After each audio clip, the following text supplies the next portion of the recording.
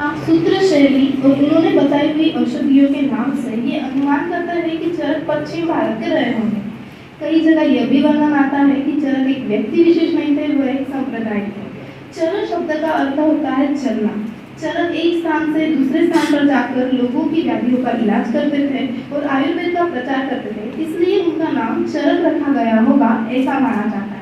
भाव प्रकाश के अनुसार एक प्रसिद्ध मत ये भी है कि यतच्चरो इवायतो न ज्ञातः केन चित्यतः तस्मात् चरक नाम्नासो विख्याता क्षितिमंडल। जब एक बार भगवान विष्णु ने मत्स्यावतार धारण करके वेदों का उद्धार किया, तब शेषनाग ने आयुर्वेद, जो कि अथर्ववेद का उपांग है, उसका अध्ययन कर लिया। उसके बाद जब एक बार शेषनाग भूलोक की दशा का अवलोकन करने के लिए भूमंडल पर चरक के स्वरूप में आए, तो उन्होंने देखा प्राणी रोग मात्र से पीड़ित है और व्याकुल है। वो देख के वो दुखी हो गए और उन्होंने इस पे उपाय सोचा कि वो सुप्रसिद्ध वैदज्ञ नाम के ऋषि के पुत्र हो गए। फिर वो उनके पुत्र हुए, वो चरक के स्वरूप में आए थे, इसलिए उनका नाम चरक रखा गया। ये शेषनाग के अंशावतार थे। यही आगे जाके कालांतर से चरक आचार्य के नाम से प्रसिद्ध हुए। आचार्य चरक और आयुर्वेद, इनका इतना घनिष्ठ संबंध है कि हम अगर एक का स्मरण करते हैं तो दूसरे का अपने आप स्मरण हो जाता है। आचार्य चरक ने आयुर्वेद को मुक्तिदाता कहा, शरीर को वेदना और व्याधि का आश्रय माना है और आरोग्यता को महान सुख की संज्ञा दी है। स्वस्थ शरीर से बल, आयु और सुख की प्राप्ति तो होती ही है, पर उसी के साथ अपने जो चार पुरुषार्थ है, धर्म, अर्थ, काम, मोक्ष, इनकी भी प्राप्ति होती है, ऐसा चरक का कहना है। कोई भी वैद्य है तो उसको हर व्याधि की जो चिकित्सा है उसका ज्ञान होना बहुत आवश्यक है। अगर व्याधि पता है पर चिकित्सा पता ही नहीं, तो हम रोगी को कैसे ठीक करेंगे। जैसे कि जीने के लिए ऑक्सीजन बहुत जरूरी है, वैसे ही चिकित्सा के लिए चरक संहिता का ज्ञान होना बहुत जरूरी है। ये कहा गया है कि निदाने माधव श्रेष्ठा सूत्र स्थाने तु वाग्भट शरीरे सुश्रुतः श्रेष्ठा चरकस्तु चिकित्सिते।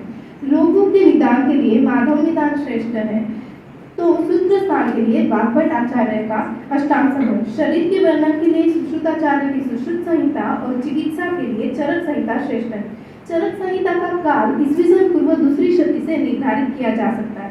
आयुर्वेद सबसे प्राचीनतम शास्त्र है, जिसका उपदेश आचार्य पुनर्वसु ने अपने 6 शिष्य अग्निवेश, भेल, जतुकर्ण, पराशर, हरित, क्षारपाणी इनको दिया। इनमें से अग्निवेश ने सर्वप्रथम लिखित स्वरूप में आयुर्वेद की रचना की, जिसे हम अग्निवेश तंत्र कहते हैं। इस अग्निवेश तंत्र की प्रति संस्कार आचार्य चरक ने किया और इसकी पूर्ति दृढ़बल ने। ऐसा कहा जाता है कि अग्निवेश कृते तंत्रे चरक प्रति संस्कृते दृढ़बल संपूर्णे। इस चरक संहिता, जो आयुर्वेद का एक आकारज ग्रंथ है, ये 3 स्तर में इस तरह से निर्माण हुआ। चरक संहिता के विषय अनुसार इसके 8 भाग में विभाजन किया गया है, जिसको हम स्थान कहते हैं। इसमें कुल 120 अध्याय है। चरक संहिता का पहला स्थान सूत्र स्थान, जनरल प्रिंसिपल, जिसमें आयुर्वेद के अनेक मूलभूत सिद्धांत बताए गए हैं, जिसमें से एक है कि सर्वदा सर्वभावानां सामान्य वृत्ति कारणम ह्रास हेतु विशेषच्च प्रवृत्ति उभयस्यु। ये सामान्य विशेष सिद्धांत है जो चिकित्सा के दृष्टिकोण से बहुत महत्वपूर्ण है। सूत्र स्थान में संपूर्ण संहिता की रचना, दर्शन और प्रयोजन स्पष्ट रूप से समझ आता है। चरक संहिता का दूसरा स्थान निदान स्थान, पैथोलॉजी, जो निदान की दृष्टि से महत्वपूर्ण है। इसमें निदान की संपूर्ण जानकारी प्राप्त होती है। चरक संहिता का तीसरा और चरक संहिता की विशेषताओं में आने वाला एक विमान स्थान, स्पेसिफिक डिटर्मिनेशन। यह है चिकित्सा जगत में जिसको भी एक्सपर्ट होना है, उसको विमान स्थान का समुचित ज्ञान होना बहुत आवश्यक है। विमान स्थान में हेल्दी पर्सन की हेल्थ मेंटेन करने से लेके रोगी पर्सन की चिकित्सा तक सारी चीज़ों का सुलभ वर्णन हमें मिलता है। चरक संहिता का चौथा स्थान शारीर स्थान, एनाटॉमी है। इस स्थान का अभ्यास ही उत्तम वैद्य का लक्षण है। शरीर रचना के ज्ञान के बिना हम चिकित्सा नहीं कर सकते। सृष्टि के मानव का प्रादुर्भाव का अनुभव इस स्थान का महत्वपूर्ण विषय है। इंद्रिय स्थान, सेंसरी ऑर्गन बेस्ड प्रोग्नोसिस, चरक का 5वां और विशेषताओं में आने वाला स्थान है। इसमें अरिष्ट लक्षण यानी कि मृत्यु सूचक लक्षण बताए गए हैं, जिसमें से एक है पुष्पाणि नख दंतेषु पंको वा दंत संश्रिताः चूर्णको वा अपि दंतेषु लक्षणं मरणस्य।